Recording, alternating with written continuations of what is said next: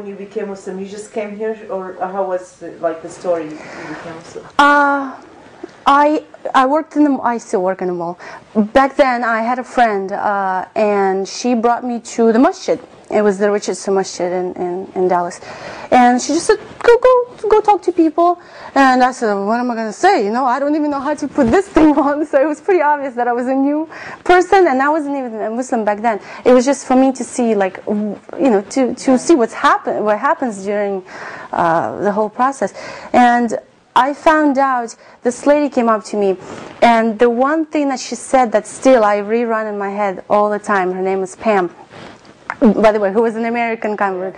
She says, "You know, Katia, don't think about this in a very big scheme, you know, don't think about this like, oh my God, what am I going to do? There's so much to learn," and, you know, begin to freak out, because a lot of people, they have this tremendous paranoia almost, like, what am I doing? Am I doing the right thing? Am I doing the good thing? Am I doing the wrong thing? And so a lot of people actually, you know, kind of quit because they're so, but she says, just to look about it, at it this way, you know, all of this, she brought up the funniest example, you know, that movie Matrix? She says, think about it this, all of this is just a test.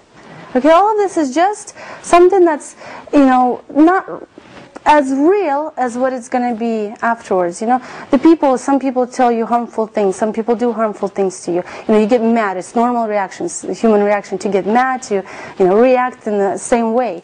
And she says, take all this, everything that happens to you as a test, as something that, you know, just to see how you react.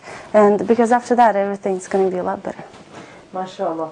And after you became Muslim, how was your parents or your friends' reaction about that? Would you talk about that, or do you think it's a little bit sensitive? Oh no, no, it's not sensitive.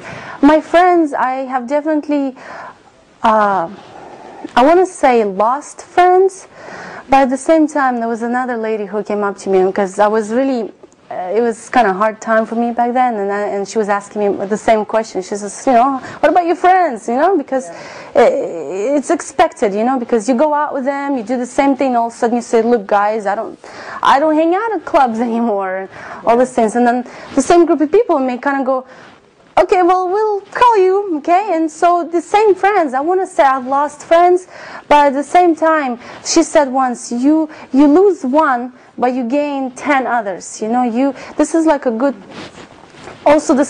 test for you to see which one of the people are your real friends and which one of them are worth losing, because the people who will turn you back on you either should do it now and you know it, or later on when you expect them to be there for you. What about your family?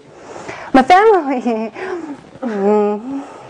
my family had it hard, but it's so weird, because at the time that it happened, they were terribly angry and confused, but at the same time, for them, it was more like a game. It was kind of like, I bet you won't do it, you know. I was like, yeah, right. So yeah, they were okay, let her do it, fool around.